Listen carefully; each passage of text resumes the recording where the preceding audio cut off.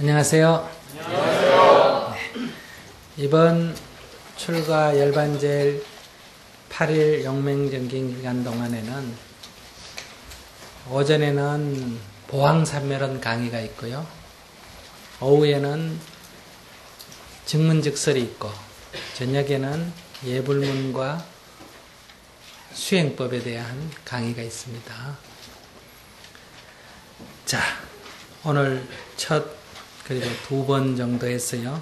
우리가 매일 아침 저녁으로 또 낮에도 하고 있는 이 예불문에 대해서 말씀을 드리겠습니다. 예불이라고 하는 것은 부처님께 예배한다 이런 뜻이에요. 그러니까 부처님께 예배한다 하는 게 무슨 뜻이냐?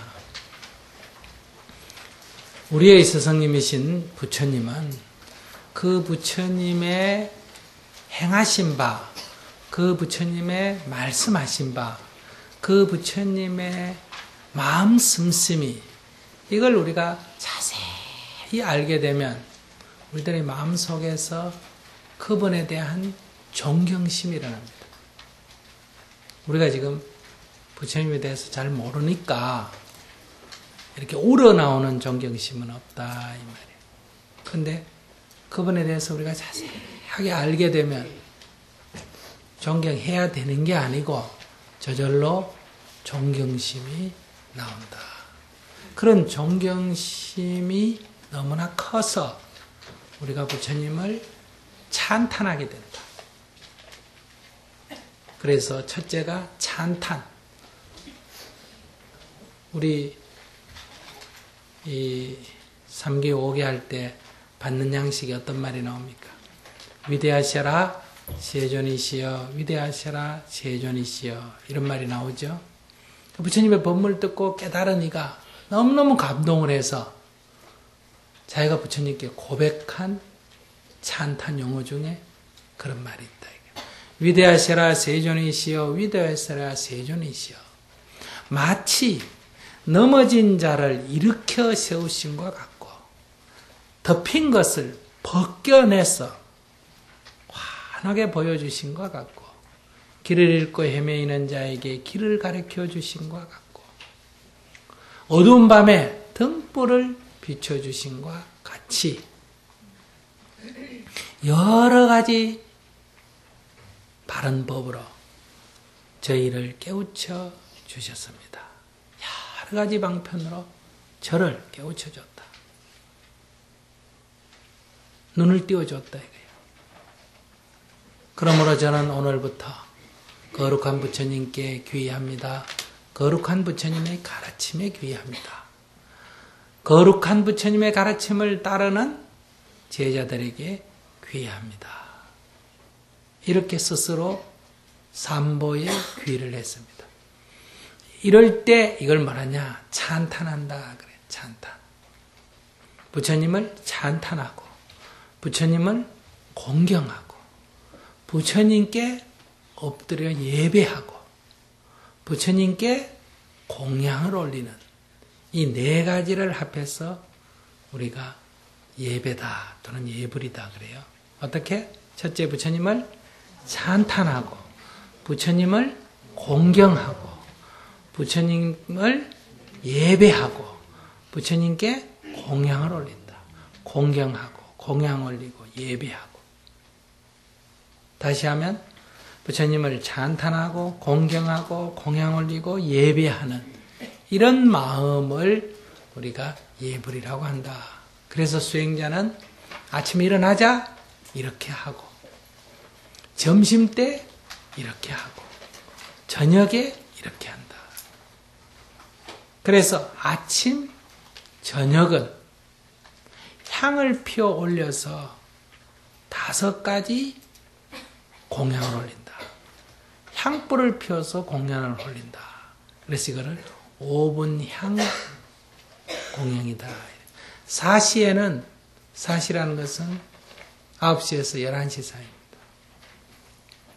이 사시라는 것은 부처님 당시에 부처님이 그 시간쯤 돼서 하루에 한 번 공양을 음식을 드셨어요. 그래서 그 시간에는 부처님께 공양을 올리면서 즉 음식을 올리면서 우리가 부처님께 예배하는 거예요. 그래서 그것을 사시 공양예불이라 그래요. 또 맑은 청수물 또는 달을 올리고 부처님께 예불을 할 때가 있어요. 원래는 공양물을 올리고 예불을 했는데 하루에 한 끼밖에 안 드시니까 아침 저녁으로는 드리지 않죠. 그래서 달을 올렸어. 차를 올리고 예불을 할 경우가 있고 그 다음에 향을 피워서 예불을 할 경우가 있다. 오늘 우리들이 주로 하고 있는 이 예불문은 향을 피워서 부처님께 공양을 올린다. 그래서 이것을 5분 향 예불문이다. 이렇게 부릅니다. 그냥 우리가 쉽게 예불문이다 하지만은 예불문은 이렇게 세 가지가 있는데 그 가운데서도 이것은 향을 피워 공양을 올리면서 예불을 하기 때문에 5분 향 예불문이다. 이렇게 말합니다. 이 향에는 5가지가 있어요.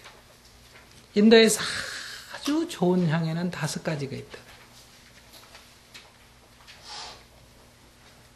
여러분도 잘 아는 전단향 이런 거 있죠, 그죠?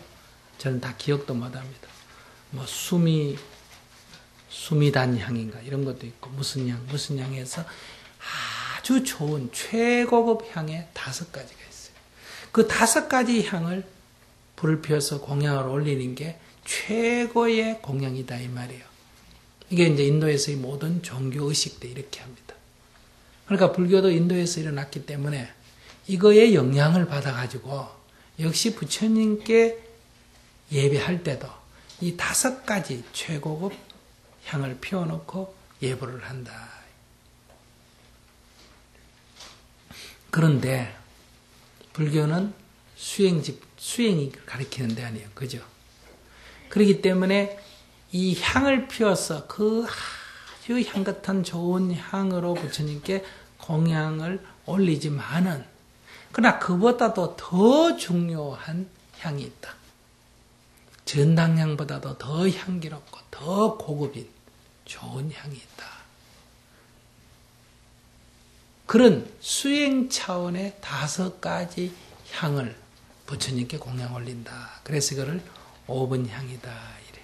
그러니까 일반 종교 행사에서는 물질적으로 제일 좋은 5가지 향으로 공양을 올리는데 불교는 수행을 가리키는 것이기 때문에 우리들의 수행의 5가지로 부처님께 공양을 올린다. 그래서 여기 5가지가 나오는 거예요. 첫째가 계향이다. 그러니까 전단향이다. 이거 대신 뭐라고? 계향이다. 그러면 계향이란 게 뭐냐? 계의 향기란 게 뭐냐? 사람은 살다 보면 자기 이익을 취하기가 쉽고 그래서 남에게 손해 끼치기가 쉽다. 우리 사는 게 그렇지 않아요? 그런데 이게 조금 지나치면 사람이 뭐라 그래요? 욕심이 과하다 이렇게 말하죠. 요즘은 주로 욕심이 과한 사람들이 많습니다. 욕심이 아주 과해서 수전노다 이런 말까지 붙지 않는다고 하더라도 우리의 대부분은 자기의 이익을 위해서 남에게 손해 끼치기가 쉽습니다. 우리 모두가 다 그래요. 그래서 우선 물건을 사고 팔 때 한번 보세요. 팔 때 내가 파는 입장이 될 때는 가능하면 어떻게 팔라 그래요? 비싸게 팔라 그래요. 살 때는 싸게 살라 그래요. 여러분들이 주식 투자를 하든 부동산을 팔든 물건을 가게 가서 살 때 여러분들 가게를 운영해 보면 어쨌든 비싸게 팔라 그러고 여러분들이 가게 가서 물건을 살 때는 어쨌든 깎아가 싸게 살라 그러잖아요.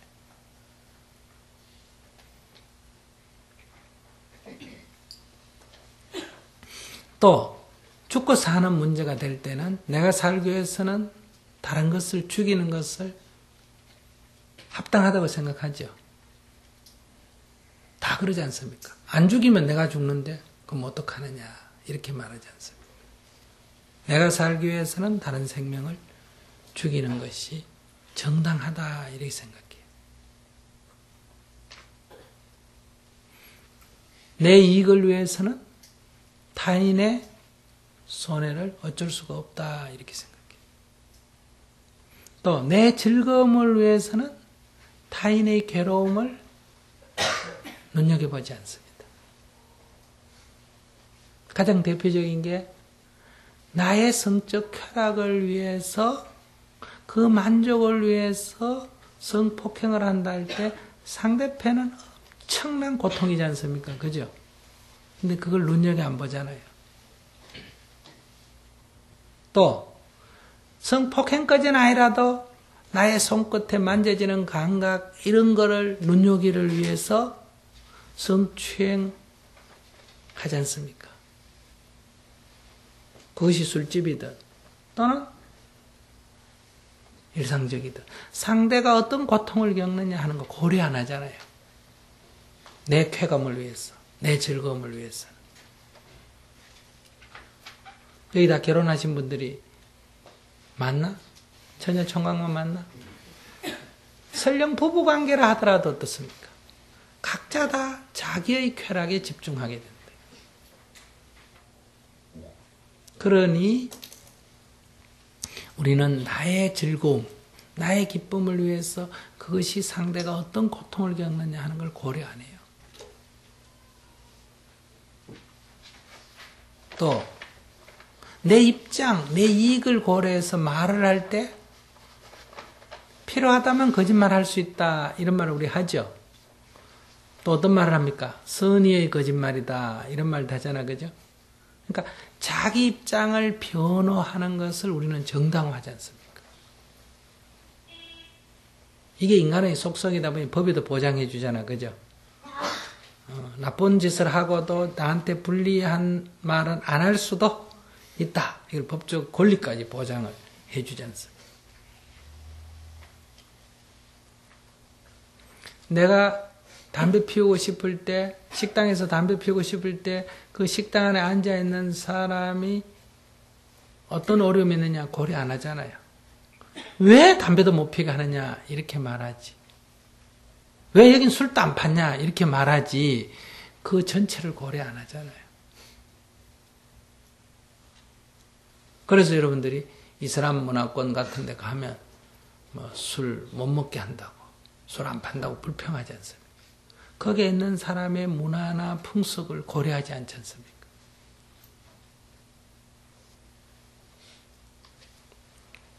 이게 우리들이라는 거예요. 그래서 우리는 알게 모르게 내 살기 위해서 남을 죽이고 내 이익을 보기 위해서 남에게 손해를 끼치고 내 즐거움을 위해서는 남의 괴로움도 외면하고 내 변호를 위해서는 남을 속이기도 하고 내 취미를 위해서는 타인의 싫음을 외면한다. 이게 보통 우리들의 삶이다. 그런데 사람이 태어나서 살아가면서 이렇게 남에게 굳이 손해를 끼쳐가면서 남에게 고통을 줘가면서 남을 죽여가면서까지 살 필요가 있는가 이거 한번 생각해 볼 필요가 있다. 근데 우리는 사는 게 그렇지 안 그렇고 다른 사는 길이 있나 이렇게 보통 생각합니다. 근데 부처님의 삶을 한번 보세요. 부처님의 삶이 타인에게 어떤 고통을 줬다. 이런 경우가 있어요.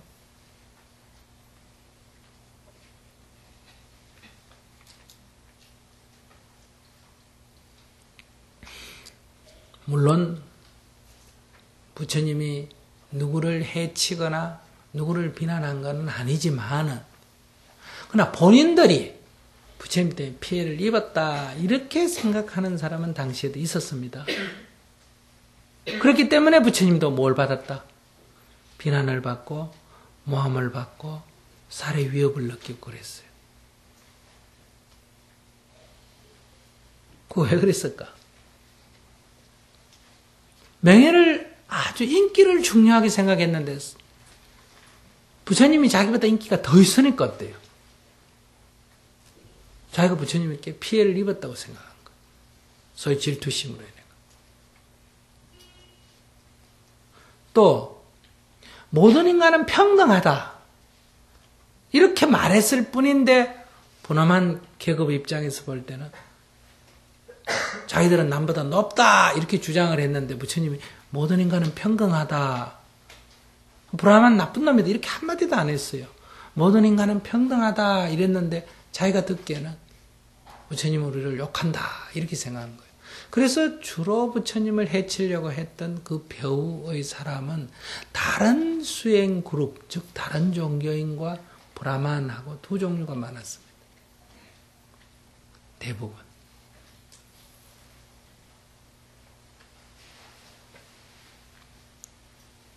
그러니 특별히 남에게 손해를 끼치거나 남을 비난하지 않아도 다른 사람들이 자기가 느끼기에 피해를 본 것 같고 손해를 본 것 같이 느낀 사람들이 있다. 그래서 그 사람들은 그런 관점에서 부처님을 해치려고 했고 부처님을 비난했다. 그렇기 때문에 부처님은 그들의 행위를 이해했기 때문에 그거에 대해서 억울하다든지 그렇게 말하지 않으셨어요. 그 비난을 그냥 묵묵히 받아들이신 거예요.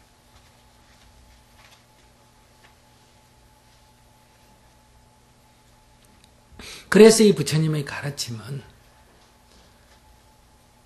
소극적으로, 그러니까 미니멈이죠. 적어도 남을 해치지는 마라. 내가 이 세상에 태어나서 생존해 가면서 굳이 남을 죽여가면서까지 살 필요가 있는 거예요. 그렇게 죽이지 않고 해치지 않고도 살 수 있는 길이 얼마든지 있다 이거예요. 내가 이 세상에 살아가면서 남에게 손해를 안 끼치고 남에게 이익을 주면서도 살 수 있는 길이 얼마든지 있다 이거예요.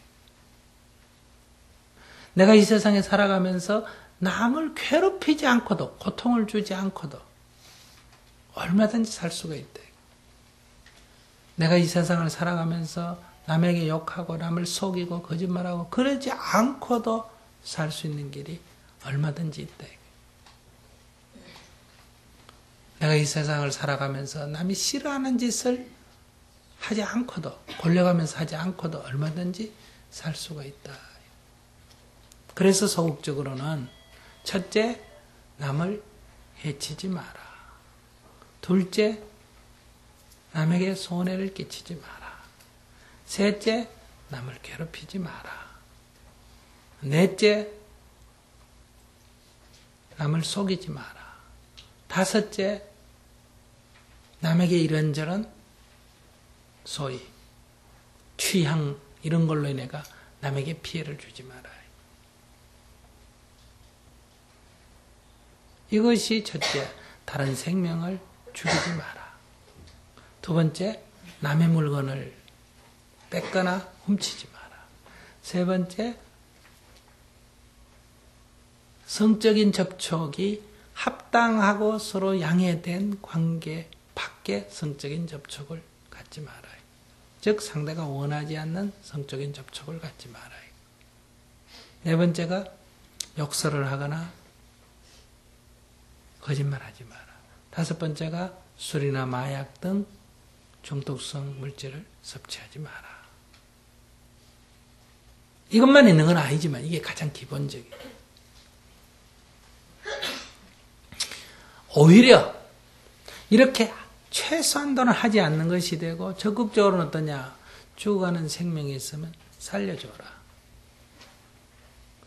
가난한 사람을 보고들란 오히려 베풀어줘라. 그래서 첫째는 방생이고 둘째는 보시예요. 세 번째는 남을 괴롭히지 않는 데서 끝나지 아니라 오히려 즐겁게 해줘라. 기쁘게 해줘라. 네 번째가 거짓말하지 않는 데서 머무르지 않고 상대에게 진실을 말해줘라. 욕설하지 않는 데서 머무르지 말고 위로의 말을 해줘라.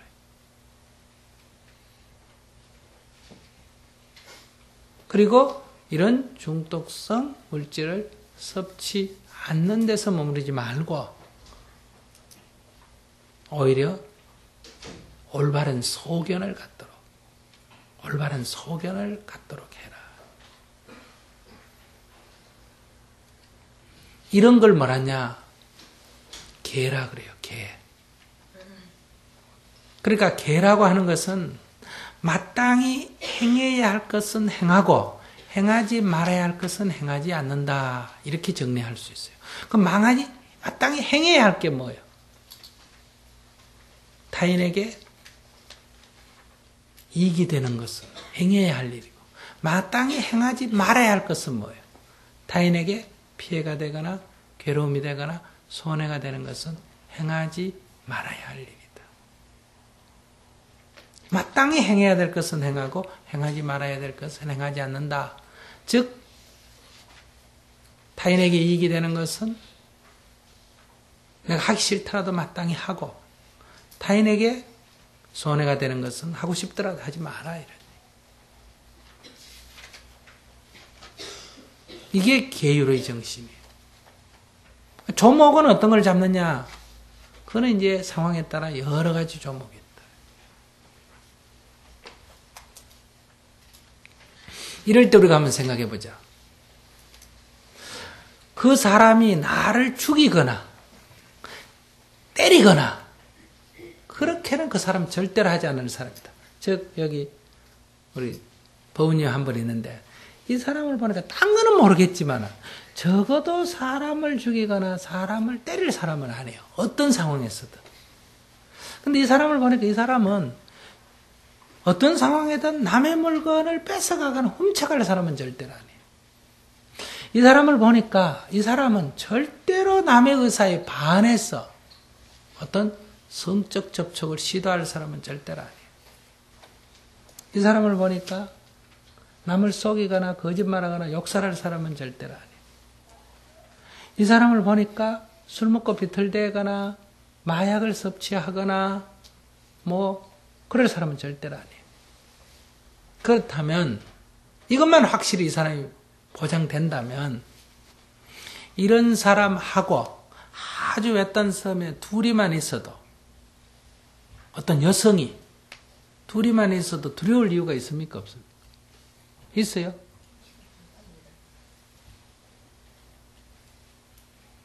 두려울 이유가 없다.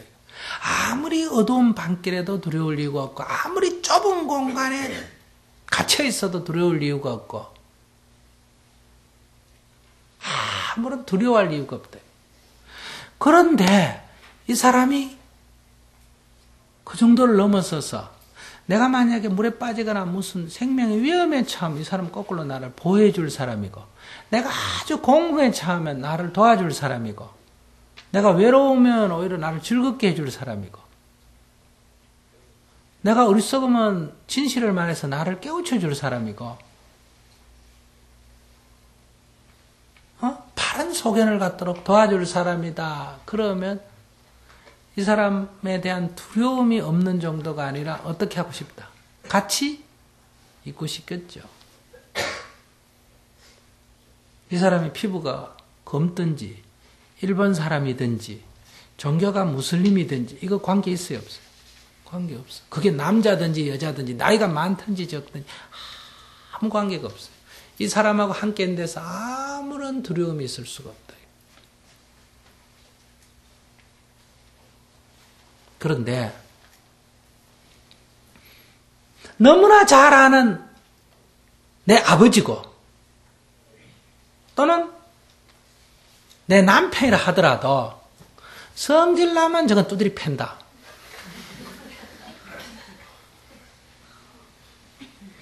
그리고 가끔은 자기 물건 아닌데도 호주머니 뒤져가 가서 돈을 가져가 버리거나 내 재산상 손실을 끼친다.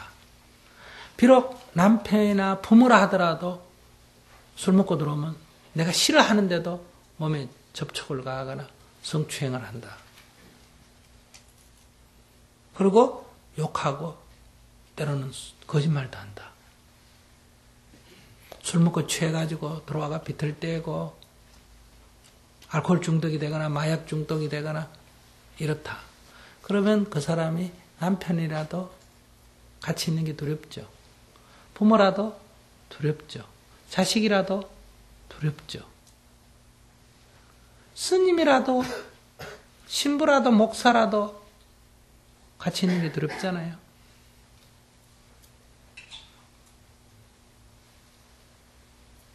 그러니 이 계율이 얼마나 중요합니까?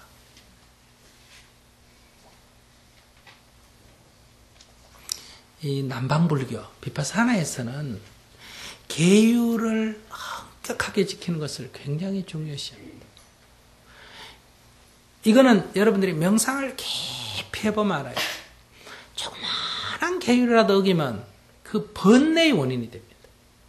지금은 계율을 뭐 하나도 안 지키니까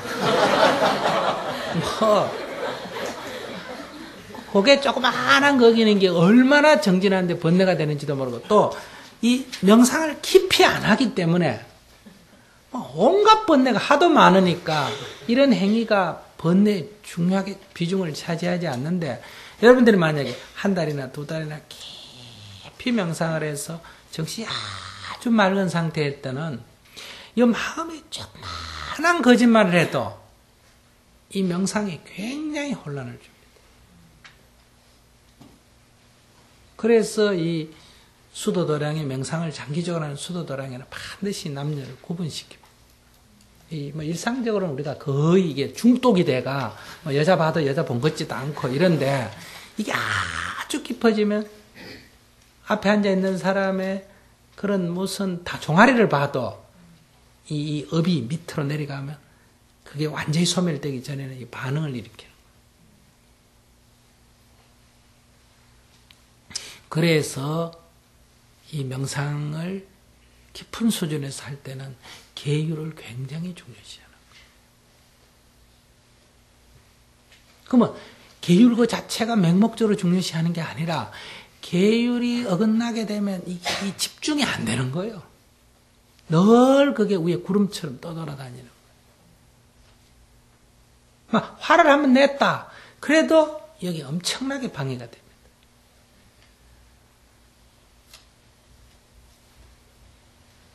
그래서 이 정진을 할 때 계율을 굉장히 소중하게 한다.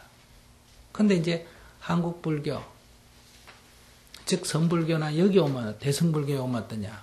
계율을 별로 중요시하는 거예요. 대승불교에서는 막 원을 중요시하지 계율은 막 좀 어길 수도 있다. 참여하면 된다. 이런 수준이고 선에서는 화두만 딱 챙기고 있으면 무슨 짓을 해도 상관없다. 이러다 보니까 우리나라 불교는 이런 전통을 갖고 있다 보니까 막행막식 하는 게 굉장히 많죠. 그래서 수행자라는 사람이 보통 세상에서 지키는 윤리나 도덕도 잘 안 지켜요. 세상 사람도 결혼해가 자기 아내만 어때요? 이렇게 관계하거나. 근데 막 그런 관계도 복잡하고 술 먹는 거 이런 것도 세상 사람들 요즘 잘 안 먹는데 그런 것도 막 말로 먹고 아시겠어요? 담배도 피우고 막 이런 것이 이 평균 수준도 안 되는 거예요. 근데 그 주장이 어디냐? 화두만 챙기고 있으면 상관없다 이렇게 나와요. 근데 화두만 챙기고 있으면 상관없다가 아니라 화두를 챙길 때는 설령 어떤 일이 벌어지더라도 이거는 놓치지 마라. 이게 가르침의 핵심이란 말이에요. 설령 어쩌다가 낭떠러지에 떨어지고 물에 빠지고 어쩌다가 보면 상황이 돼가지고 어떤 여인은 없고 강을 건너는 한이 있더라도 그때 뭐는 놓치지 마라. 화두는 놓치지 마라.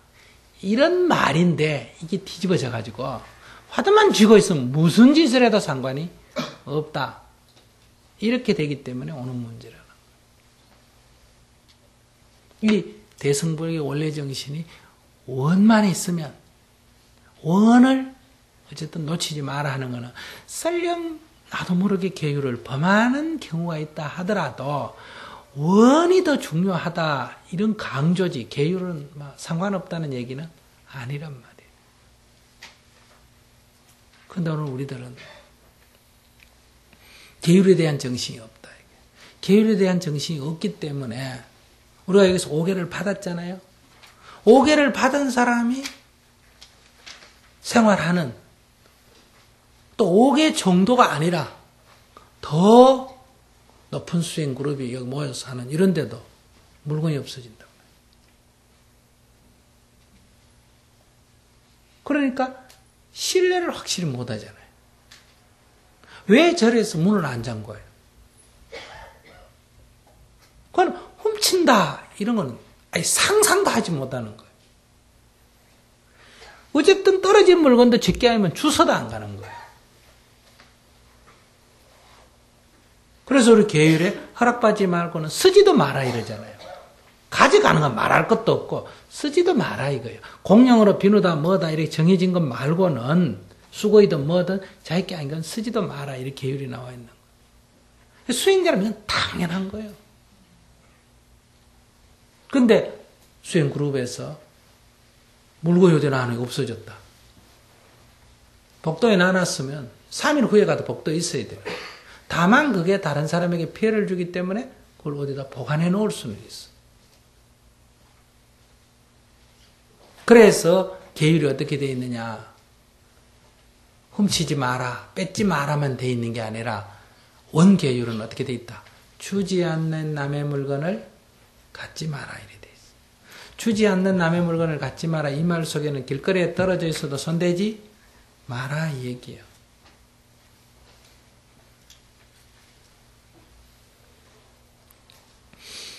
그런 데서 우리는 계율정신이 부족한 거예요. 한국 불교에 계율정신이 부족합니다. 그래서 우리가 이 계율을 딴 자리에 가서 5개를 받았대도 여기서 새로 공부시키고 계율을 새로 주고 하는 이유가 그래도 여기 부족하다 우리도. 근데도 이걸 중요시하는 이유는 우리가 부처님의 정법으로 돌아가려고 하는 원이 있기 때문에 그래요. 그럼 왜 한국 불교에 이런 게 없느냐? 복만 빌면 되는 거예요. 내 이익만 얻으면 되니까 나머지는 중요시 안 하는 거예요.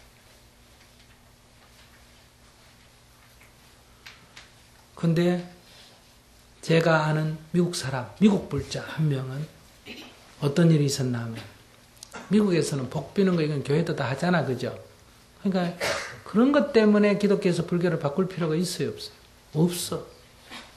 그러니까 그 사람들은 기독교 나라에서 바탕이 기독교를 믿어야 되는데 거기서 불교를 믿는다는 것은 한마디로 말하면 왕따 되는 거 아닙니까? 그죠? 한국 사회에서 누가 회교 믿으면 이거 보통 결심 없고 믿을 수가 없어. 그런데도 그런 걸 선택할 때는 그게 뭔가 자기 나름대로의 어떤 확신이 있어야 될 거 아닙니까? 그러니까 미국이나 유럽 사회에서의 불교인들은 우리처럼 이런 그냥 도매꿈으로 불자가 되는 게 아니고 거기는 불교를 믿는다는 게 어쨌든 그 안에서 뭔가 그 공동체 안에서의 외톨이가 되는 걸 감수하고 선택을 해야 된단 말이에요. 근데 거기는 바로 법, 부처님의 법이 좋아서 불교를 선택한다. 그러다 보니 이 계율정신이 굉장히 투철합니다. 그리고 그거는 불자라면 다 명상하고 그런 거 하죠. 수행 정진을 위해서 불자가 된 거예요. 그리고 불자 되기에는 왕따가 되니까 종교는 안 바꾸고 종교는 그냥 천주교도 기독교도 그냥 놔놓고 그냥 수행 정진하고 불교적 가치관을 갖고 사는 사람은 더더욱 많습니다. 그래서 우리가 불교의 모임에 이렇게 해보면 20%는 종교 자체를 불교로 바꾼 사람이고 80%는 종교는 그렇지 않아도 두고 불교에 관심을 갖고 모여요. 왜냐하면 그 바꾸면 사회로부터 굉장한 저항을 받기 때문에. 여기서 바꾼 사람은 굉장한 사람이에요. 근데 시카고하고 뉴욕에 있었던 일인데 미국에는 보면 이 신문에 보면 이 중고자동차 매매 이 광고가 나오지 않습니까? 그죠? 그런데 뉴욕에 있는 사람이 그 자동차를 중고를 하나 살라고 보니까 그 파는 사람이 시카고 사람이에요. 그래서 뭐 가격이 얼마냐 거기 보고 다 전화를 했는데 믿을 수가 없잖아요. 그래서 이 사람이 당신 종교가 뭐예요? 이래 물어봤어. 이 사람 불자였는데 그 상대가 나 부디스트다 이랬어. 그러니까 그 자리에서 따고 오케이 보내라 이렇게 된 거예요. 이만큼 신뢰가 있다는 거예요. 인도에서의 자이나 교도들이 계율을 엄격하게 지키지 않습니까? 그죠? 거짓말을 안 해. 근데 거짓말을 하고 장사하는 사람이 거짓말을 하면 이거 자체가 거짓말이잖아.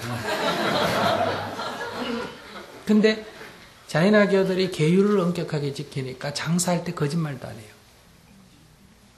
이게 2500년 동안 쌓여서 이 사람들은 자이나 교도다 하면 그대로 신용이 주어지는 거예요.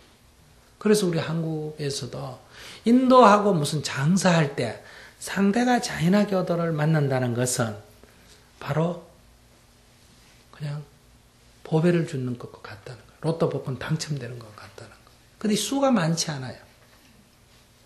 총 신도수가 한 500만 정도 되는데 11억에 10억에 500만이면 0.5% 아닙니까? 그죠?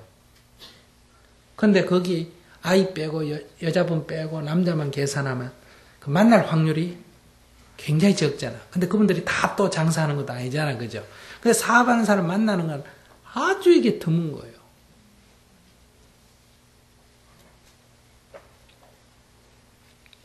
그래 이게 손실을 가져오는 게 아니라 이게 바로 장사 미천인 거예요. 오늘날 특히 신용사회라 그러잖아요. 사람을 딱 믿을 수가 있는 거예요. 딴 건 몰라도. 신용은 하나는. 거래한테 거짓말 안 한다는 건 확실하게 믿을 수 있어요. 값이 사다든지 이런 건 아니에요. 만약 오늘날 보석 가게 어떤 집에 비싸든지 사든지 관계없이 그 집 물건은 100% 진짜만 취급한다. 이러면 좀 비싸도 사람이 갑니까? 안 갑니까? 가요.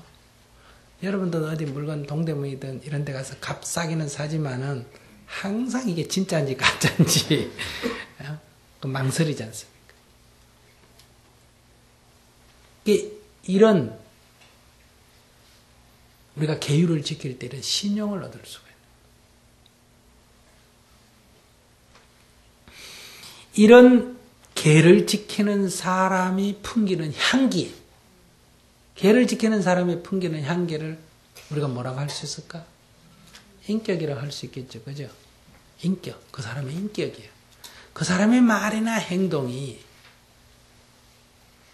절대로 나에게 손해를 끼치지 않고 오히려 나에게 이익을 준다 했을 때 그 사람에게 풍기는 향기. 이걸 뭐라고 한다?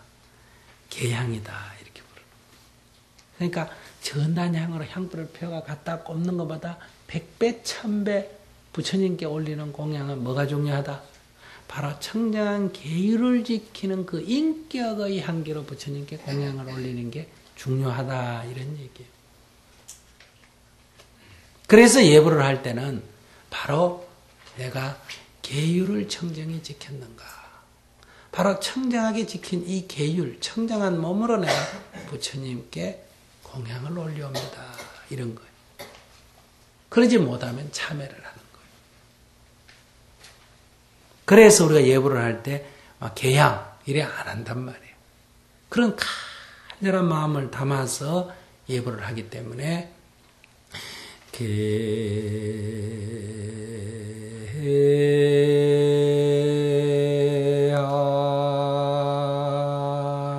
이럴 때 정성을 다 담아서 내 이 청정한 이 계행, 이 계를 지킨 이 청정한 이 인격, 이 향기를 부처님께 공양 올려옵니다. 이것이 계양이다.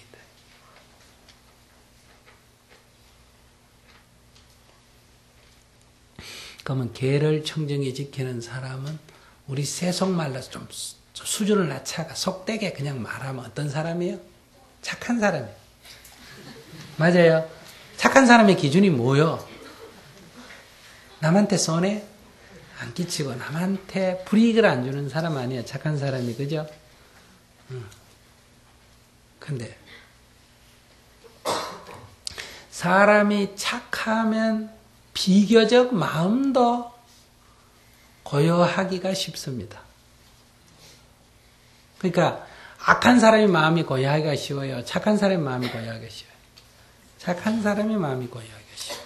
그래서 개는 이 선정을 닦는데 절대적으로 작용합니다. 사람이 흥분을 해야 어때요? 폭력 행사하고 이러잖아, 그죠? 그런데 반드시 이퀄은 안 해요. 이게 이제 수학으로 말하면 충분 조건과 필요 조건이에요. 사람이면 동물이다. 이건 맞지만은 동물이면 사람이다. 이래 말할 수는 없죠. 그러니까 마음이 고요한 사람은 개행이 청정하다. 이거는 됩니다. 명제가 성립한다 이거예요. 왜? 남을 죽일 때 마음이 고요하니 명경같이 고요한 상태에서 죽일 수가 있습니까? 마음이 들뜨지, 그죠? 그 다음에 물건 훔칠 때 마음이 고요한지 한번 해보세요. 가가지고 저기 가서 한번 해봐. 시도해봐. 이 마음이 조마조마조마하고 흥분이 돼요. 그 다음에 어떤 남자나 어떤 여자를 자기가 성적으로 강제로 뭘 하려고 할 때 마음이 고요하고 맹경 같은데 그렇게 안 되죠. 이미 이게 마음이 흥분이 됩니다.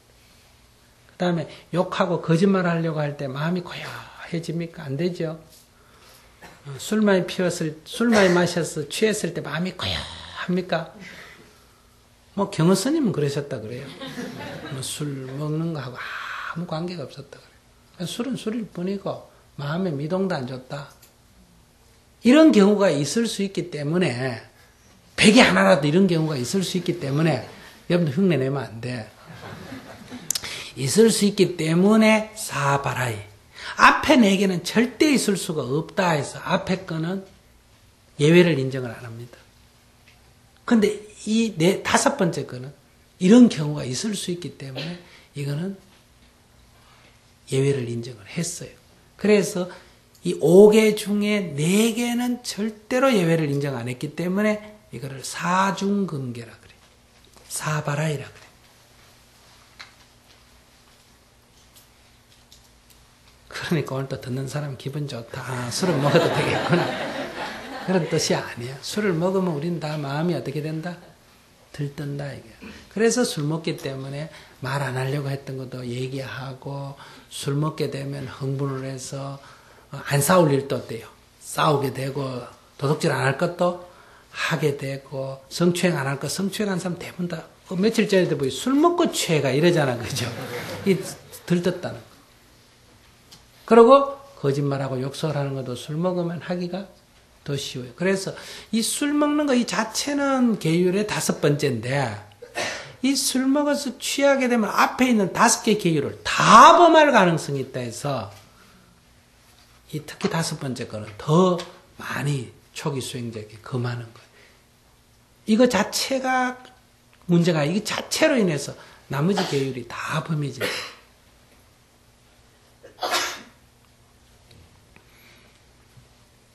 마음이 고요한 어떤 경우도 마음이 고요하면 계율은 저절로 지켜집니다. 그런데 계율이 지켜지는 사람이면 마음이 고요할 가능성은 없지 반드시라고 말할 수는 없다. 착한 사람도 술 먹고 착한 사람도 흥분할 수 있고 착한 사람도 살생하고 착한 사람도 이렇게 할 수 있어요. 참 착한 사람도 마음이 흥분할 수가 있다. 이래. 들뜰 수가 있다. 근데 아까 얘기한 대로 계율을 청정히 지키는 사람은 어쨌든 나한테 아무 손해를 안 가져오니까 정말 두려움이 없고 편안합니다. 근데 그 사람이 늘 근심걱정이 많다. 착한 사람 근심걱정이 많은 건 남한테 피해 주는 건 아니죠. 5가지 피해 주는 건 아니잖아, 그죠? 근심걱정이 많다. 마음이 늘 불안하고 초조하다. 이런 사람하고 같이 있으면 편안합니까? 불편합니까? 불편해요. 내 마누라나 내 남편이 항상 근심 걱정이 많아요. 그리고 늘 마음이 불안하고 초조해. 그리고 누군가를 미워해. 그러면 손해는 안 나도 두려워할 일은 아니지만 편안하지는 않습니다. 이해가 되세요? 예. 그래서 이 마음이 고요한 것이 굉장히 중요합니다. 우리 같이 주위에 살 때도 막 어떤 일에 대해서 흥분해가지고 막 얘기하는데 어떤 사람이 차분하게 다 듣고 조용하게 이렇게 저렇고 얘기를 해주면 우리 흥분됐던 마음이 어때요? 가라앉죠. 부처님 당시에도 이런 게 참 많았다 그래요. 부처님이 명상하고 있으면 어떤 사람이 흥분을 해가 막 괴로워가지고 부처님한테 찾아오가 막 하소연을 하려고 왔다가 부처님이 딱 이렇게 앉아있거나 제자들이 앉아있으니까 조용한 데 가서 소란 피우기 어렵지 않습니까? 그죠?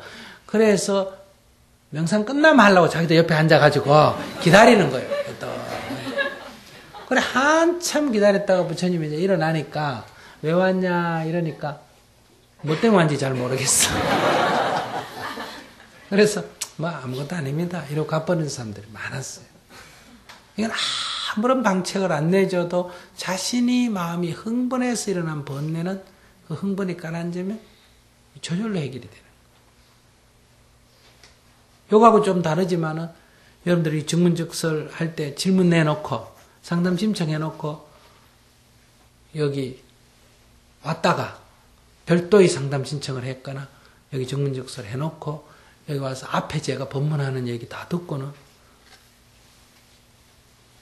그냥 상담 취소해버리는 사람 많아요. 왜 그러냐? 다 해결됐습니다. 자기가 그냥 알아서 해결해버린 거예요. 자기가 알았어.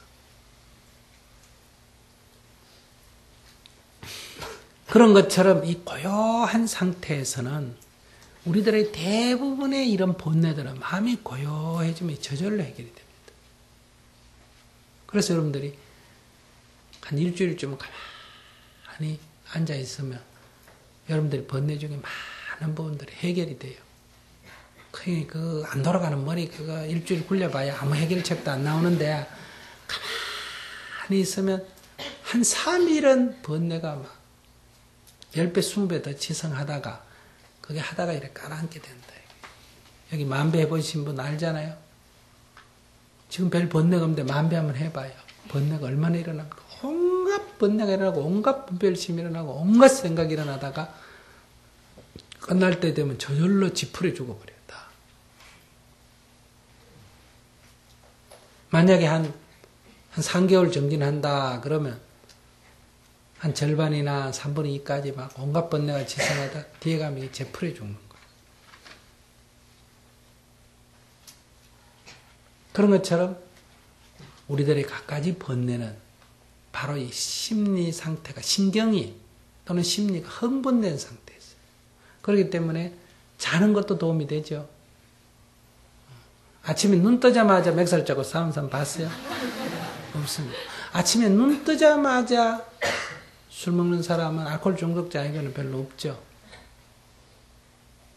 눈 뜨자마자 아침에 일어나서 칼 들고 도둑질하러 가거나 강도질하러 가거나 성추행하러 가거나 이런 사람 없습니다.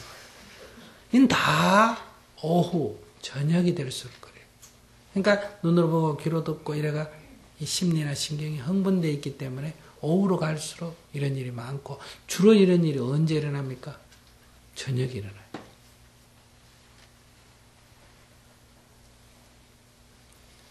그래서 우리가 외국 여행할 때 이런 인간의 심리를 알기 때문에 아프간이든 이라크든 위험한 지역에 다닐 때 이런 걸 다 고래가 다닙니다. 스님도 하나밖에 없는 목숨인데 뭐 함부로 갖다 버리겠어요. 이런 거 다 고래해서 아주 특급으로 위험하면 외출 안 해야 되고 1급쯤 위험하면 오전에만 일하고 그보다 좀 더 2급쯤 되면 오후 4시까지만 하고 해가 있어도 오후는 위험합니다. 그럼 그보다 나으면 이제는 해 뜨기 전이라도 새벽은 안전합니다. 같이 어둡더라도. 그래서 해질 때까지. 그 다음에 저녁 해지고 한 2시간까지. 완전히 안전하다면 밤새도록 다 되는 거예요. 그래서 여러분들이 이제 지금은 여러분들 습관이 있어가지고 새벽에 일어나면 졸리기 때문에 앉아가 명상하라면 졸지만은 이게 며칠 해보면 자고 일어나서 아침에 할 때가 제일 나은 거예요. 그래서 스님들이 다 언제 합니까? 새벽에 하는 거예요. 저녁 시간을 짧고 새벽을 많이 하는 거예요. 그것도 도움이 되는 거예요. 그래서 이 정신이 흥분되고 이상이 되면 병원에 데려가서 하는 일이 첫 번째 일이 뭐예요? 신경 안정제 줘서 잠재우는 거예요. 그리고 이 미친 증상의 가장 첫 번째 나타나는 증상은 뭐예요? 밤에 잠이 안 오는 거예요. 밤에 잠이 안 오면, 밤에 잠이 안 오고 자는데 나와가 빙빙 돌아다니면 벌써 약간 신경이 과민해 있다. 신경 쇠약 증세가 있다. 이렇게 봅니다. 이제 그게 어느 정도 넘어가면 이제 증상이 심해져야 이제 이상 증상이 나타나. 그래서 첫 번째 해야 될 거는 안정제를 먹여가 3일이고 4일이고 재워야 돼요. 그래서 그거 너무 먹고 그 위에 오래 있으면 사람이 멍해지지 않습니까? 그죠? 약간 바보 비슷하게. 생기가 없어진단 말이에요. 이게 너무 죽여버리니까. 그러나 그렇게라도 안정을 시켜요. 그러니까 이 얘기가 좀 어긋났습니다만은 마음이 고요한 사람, 마음이 편안한 사람, 이 사람은 주위에 딴 사람까지도 어때요? 같이 이렇게 편안해야 돼요. 마음이 막 들떠 있으면 주위 사람까지 다 들떠요. 저는 어릴 때 우리 어머니께서 내가 집에 가면 온 집안이 다 바쁘대요. 그러니까 이게 두 번째 게 잘 안 됐다는 얘기지. 내가 뭐 남을 뭐 해치거나 손해 끼치거나 이런 건 안 하는데 성질이 좀 급하잖아요. 그러니까 집에 오면 조용하던 집에 내가 왔다 그러면 집안 식구 전체가 다 바쁘다는 거예요. 비슷하나 왜 웃어? 이거는 뭘 말하냐면 마음이 딱 안정이 되어 있지 못하다는 것을 말하죠. 그래서 우리가 이 마음이 고요한 사람에게서 풍기는 향기, 이것이 매우 중요하다. 이게 이제 선정을 닦는 거예요. 그러니까 어떤 경우에도 우리가 계율을 어기려면 마음은 흥분이 됩니다. 마음이 흥분됐다고 다 계율을 어기는 건 아니에요. 그러나 마음이 계율을 어겼을 때는 다 마음이 흥분돼 있어요. 마음이 맹경같이 고요한데 계율을 어겼다. 이런 일은 없어요. 그래서 마음이 고요하면 이 계율을 지키려고 할 필요가 없어진다. 저절로 지켜지게 돼요. 그러니까 이미 마음이 흥분이 돼서 계율을 범할 위험이 있을 때라 하더라도 수행자는 어떻게 해야 된다? 행하지 말아야 한다. 그러나 그것만으로는 안 된다는 거예요. 그래서 다시 선정을 닦아서 마음을 고요해야 된다. 이것을, 이 깊은 선정, 소위 삼매라 그러죠. 이것의 향기를 부처님께 공양을 올리는 게 정향이다. 사람도 착하고 또 사람도 조용하고 흥분하는 게 없고, 우리 보통 수행 안 해도 왜 어떤 사람 보면 절대 흥분 안 하는 사람 있지 않습니까? 그죠? 어떤 데 보면 그 사람 보고 도로 흥분하는 사람이 있잖아. 그죠? 너무너무 흥분을 안 해서 말도 조용조용조용하고 그런 사람도 있어요. 근데 이런 사람은 좋은데, 근데 이런 사람과 같이 있어 또 문제가 있어요. 저는 지금 얘기를 아주 상식적으로 해보는 거예요. 어떤 일을 할 때, 일을 이렇게 탁, 소위 말하면 일머리라 그러죠. 그죠? 일을 할 때 일머리가 탁 있어가 순서를 탁 매기가 이렇게 탁 하는 사람이 있고, 이 일머리가 없는 사람이 있어요. 그런 사람 보면 답답해요, 안 답답해요? 답답해요. 사람이 나쁜 것도 아니고 착해. 사람이 뭐 흥분해가지고 이렇게 들뜬 사람들이 고요해. 그런데도 이 일하는 거 보거나 생각하는 거 뭐 말하는 거 들을 때 답답한 사람이 있어. 내가 누군지 말은 안 하겠어. 우리의 정토의 실무자들도 보면 이 1번은 대부분 좀 지킨데 1번도 잘 안 지키는 사람 가끔은 있는데 1번은 그래도 비교적 여기 돌아서 사는 사람 치고 대부분 다 착한 사람들이에요. 바깥 사람하고 비교하면 그렇게 생각 안 해요. 또 정토에 여기 법문들을 다니는 사람도 비교적 착한 사람들이에요. 비교적이라 그래가 마음에 안 들어요. 평균적으로 세상하고 비교하면 착한 사람들이에요. 남을 돕겠다고 생각을 하니까.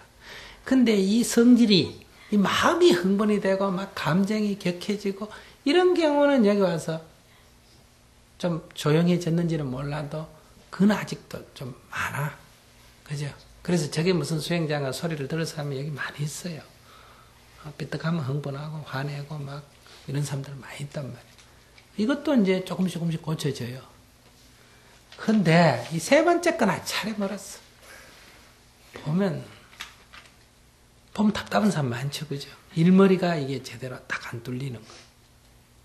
쉽게 말하면 지혜가 없다. 지혜가 없다. 그래서 어떤 거는 밖에서 하는 사람이 앞에 이 거를 잘 못 지켜도 또 지혜 있는 사람들이 있어요. 그래서 그런 사람들이 보고 정통행자들 보고 뭐라 그래요? 사람들은 착한데 그러니까 10원, 5원은 엄청나게 아끼는데 일머리가 없어가 몇 천만 원씩 그냥 갖다 버려버린다는 거예요. 뭘 잘못해가지고. 그러니까 그 5원, 10원 아끼면 뭐 하느냐 이렇게 스님한테 항의하는 사람 많이 있어요. 근데 이게 세상에 대해서든 또는 인간관계에 대해서든 또는 자기 일에 대해서든 인생에 대해서든 이 사물에 대한 이치를 잘 몰라. 그러니까 일머리란 게 이치거든. 그런 이치를 잘 아는 것, 이게 지혜예요. 지혜. 이 지혜가 없는 사람이면 어두운 밤에 길이 안 보이는 것 같아요. 그래서 부처님의 가르침은 우리들의 이러한 어리석음을 깨우쳐서 지혜를 영으로 주기 때문에 앞에서 찬탄할 때 뭐라고 했어요? 넘어진 자를 일으켜 세우신 것 같고 덮인 것을 벗겨낸다. 이 말이 거기에 나오는 거예요. 덮여 있으면 보여요? 안 보여요? 안 보이지. 근데 확 끄덕거리면 확 보이잖아. 그죠? 덮인 것을 벗겨내신 것 같고 길을 잃고 헤매이는 자에게 길을 가르쳐 주신 것 같고 어두운 밤에 등불을 비춰주신 것 같고 이게 바로 우리가 지혜의 눈을 열어놓는 거예요. 그래서 여러분들이 부부간에 둘이 싸우는데 길이 안 보이잖아. 해결책이. 그래서 우리가 여기 와서 정진하고 상담하고 해보면 길이 보여요? 안 보여요? 길이 보이죠.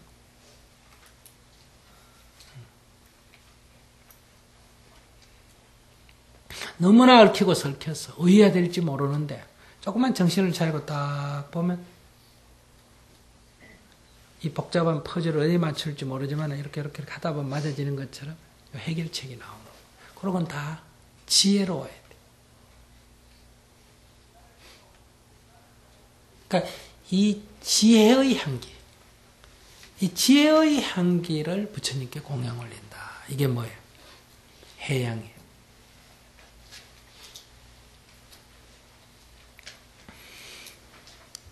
네 번째가 뭐냐? 해탈이에요. 자유로.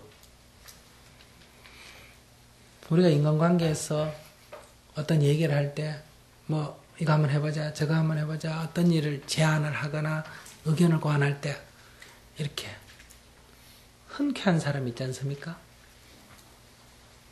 뭐, 내가 원하는 바는 아니지만은, 그러셔요? 뭐 한번 해보죠, 뭐. 이렇게 시원시원한 사람이 있다. 그런 반면에 붙들고 이렇게 해가 앞뒤가 꽉 막힌 사람도 있단 말이에요. 근데 이 해탈이라는 것은 이 시원시원한 사람이에요. 그래서 수행할 때 이 굉장히 중요시해야 됩니다. 그래서 여러분들에게 주어진 명심문이 뭐예요? 뭐든지 예하고 합니다. 이런 말이 있지. 내 생각이 옳든 하자 그러면 막 예! 해보는 거예요. 잘 안 되죠, 이거는. 앞에 이 세 개도 안 되는데 이게 쉽게 되겠어, 그죠? 탁 내려놔 버려요. 안 될 텐데, 그러면 안 되는데, 이러면 큰일이다. 이래요.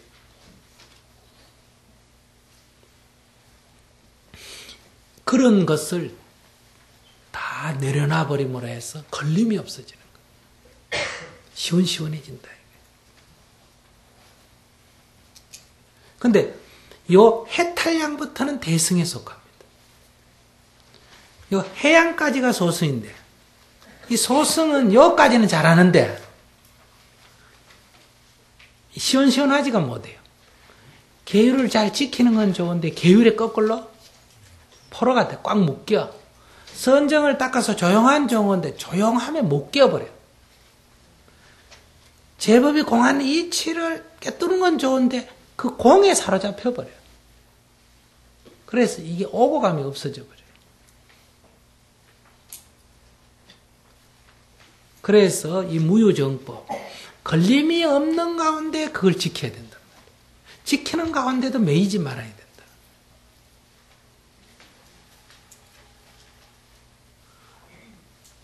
그래서 이 해탈부터는 이 보살행을 닦아야 된다. 그렇게 말하는.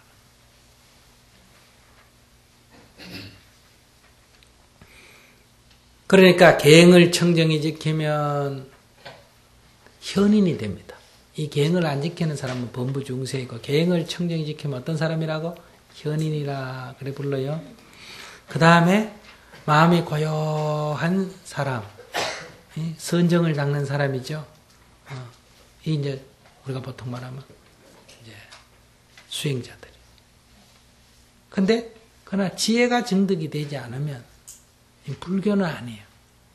그러니까 모든 세상의 수행자들은 아직 이 깨달음에 이르지 못했기 때문에 이것은 선정을 닦는 사람에게는 속하지만은 소위 말하면 이 지혜를 증득한 사람이라고 말하지 않습니다. 그러니까 지혜를 증득한 사람이 누구냐? 바로 수다원과 이상 아란까지. 이것을 우리가 뭐라 그런다? 성문성, 영각성이다, 소성이다 이래 부르죠. 그러나 이 해탈량은 바로 이 자유로움이에요. 이 자유로움이 앞에 있는 걸 기초로 하고 자유로움이 그것마저도 진짜 법의 집착도 벗어나야 되는데 앞에 거 없이 자유로움 뭐가 된다? 막행막식이 되는 거예요. 함부로 하는 게 된다. 그러니까 앞에 것에 디디고 오되 거기에도 집착하지 않는다. 이렇게 해야 해탈량에 이르게 된다. 이게 보살의 경지다. 그 다음에 이제 해탈직연향이다 하는 것은 부처의 경지다.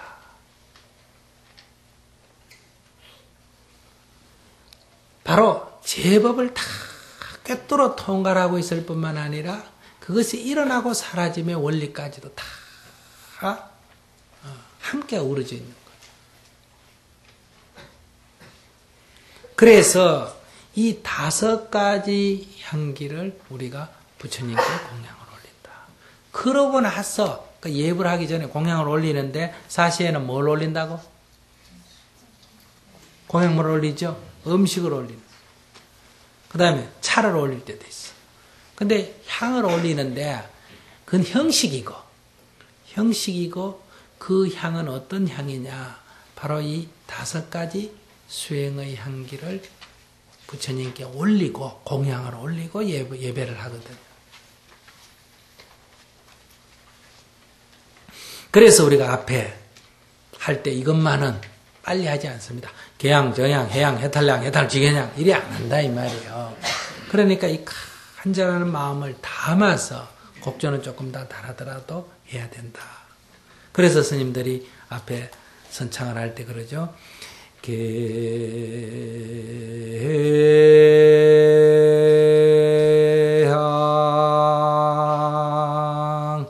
정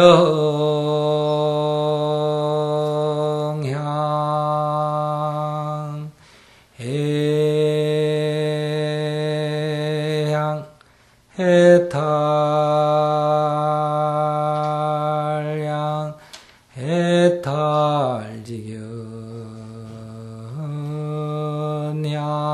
해탈지견양 이렇게 할 때 그 간절한 마음을 담았어야 된다. 그러니까 여러분들이 예불을 할 때 앞으로 5분 향을 할 때는 이 소리만 낼 게 아니라 마음속에서 내가 말과 행위를 청정하게 했느냐. 정향할 때는 이 마음을 고요하게 했느냐.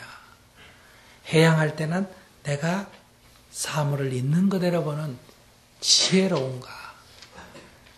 해탈할 때는 내가 정말 자유로운가. 그래서 부처님의 직연에 내가 들어가고자 하는가. 이런 것을 돌아보면서 그렇게 하겠다고 원을 세우면서 우리가 예불을 시작하게 된다. 자, 오늘 여기까지 하겠습니다.